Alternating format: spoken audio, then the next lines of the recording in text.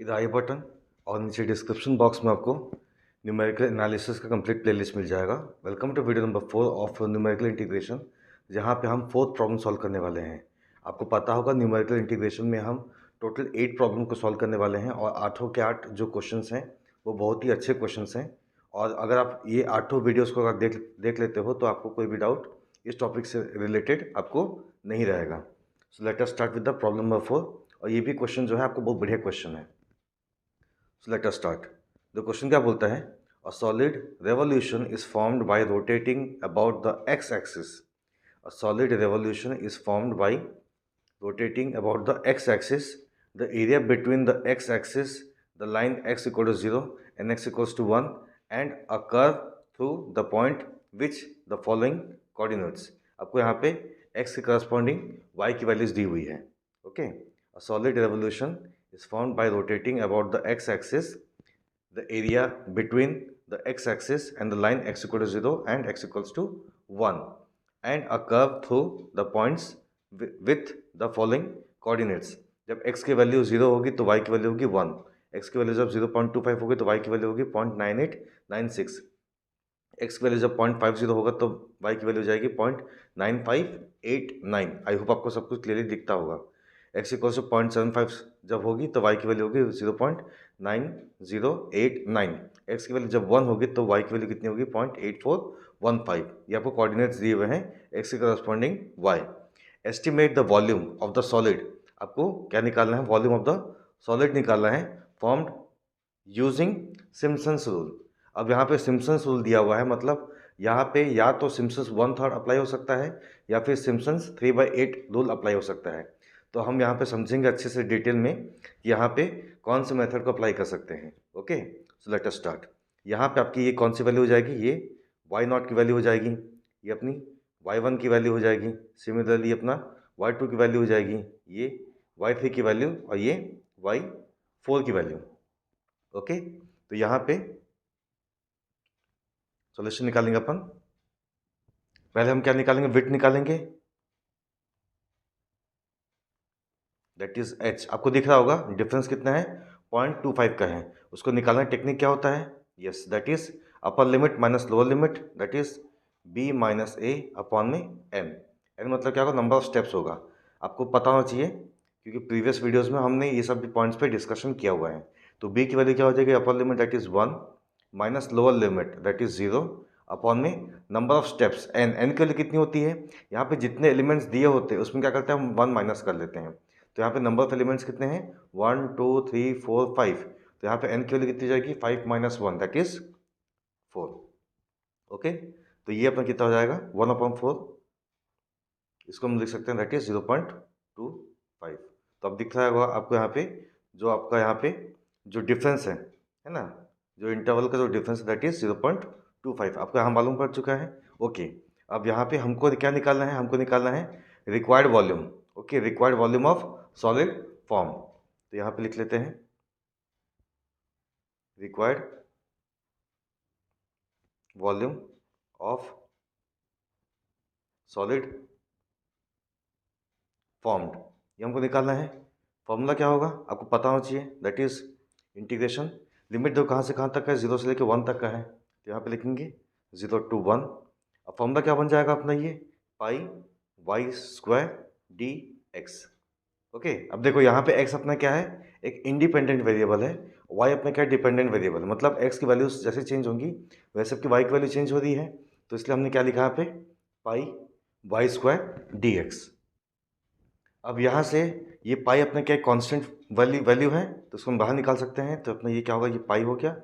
अब ये होगा integration 0 to 1 y square d x, ये अपना हो गया। अब बात आती है कि हम कौन से फॉर्मूले को यूज़ करने वाले हैं? सिम्पसन्स 1/3 यूज़ करेंगे या फिर सिम्पसन्स 3/8 को अपन यहाँ पे यूज़ करने वाले हैं? तो यहाँ पे मैं आपको शॉर्ट में बता देता हूँ, थोड़ा सा बार फिर सबको याद दिलाता हूँ। सिम्पसन्स 1/3 रूल, और यहाँ पे लिख लेता हूँ मैं सिम्पसन्स 3/8 रूल।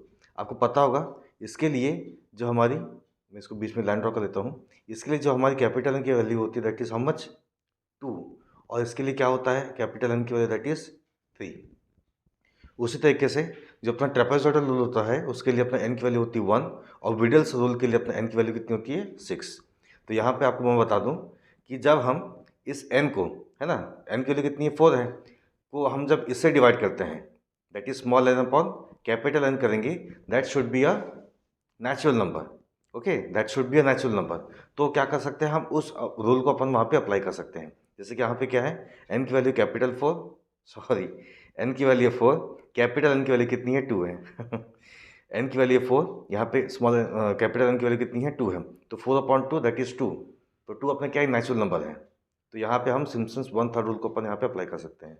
लेकिन जब मैं small n upon capital n करता हूँ in case of Simpson's 3/8 rule, that is 4/3, that is not a natural number.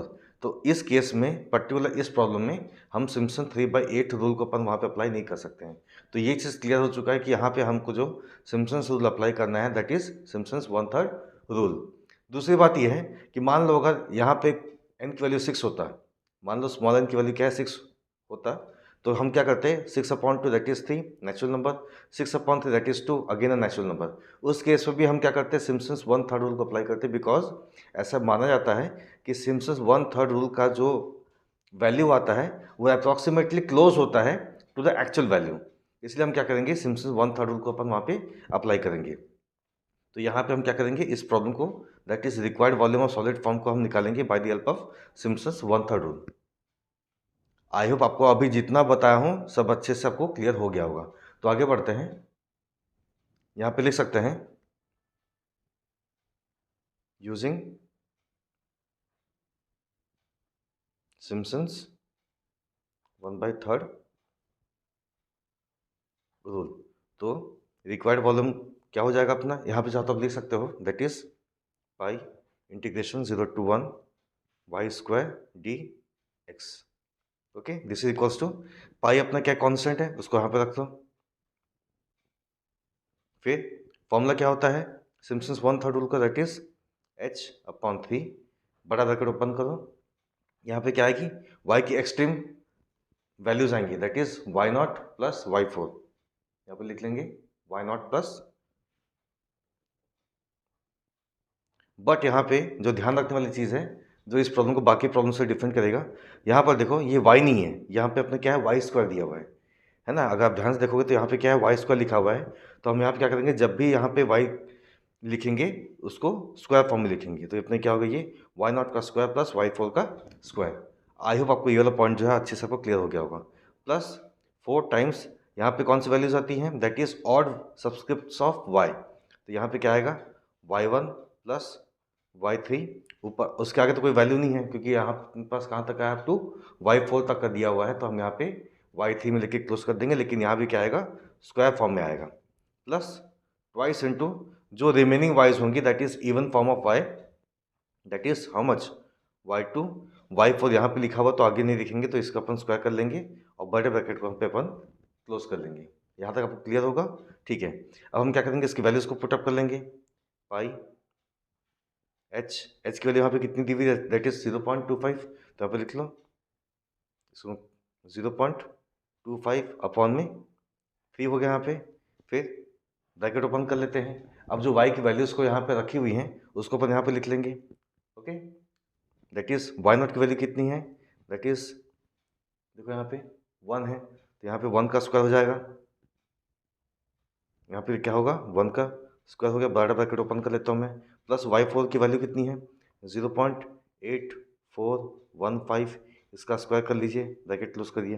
फिर 4 टाइम्स y1 मतलब अपने पास दिया हुआ है, मैं ऊपर में देख के लिख लेता हूँ, दैट इज 0.9896, इसका स्क्वायर कर लो।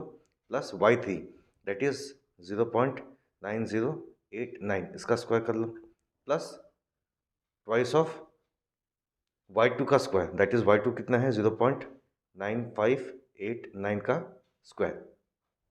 अब इसको हम जब कैलकुलेट करेंगे तो आपको जो फाइनल वैल्यू मिलेगी दैट इज 2.82।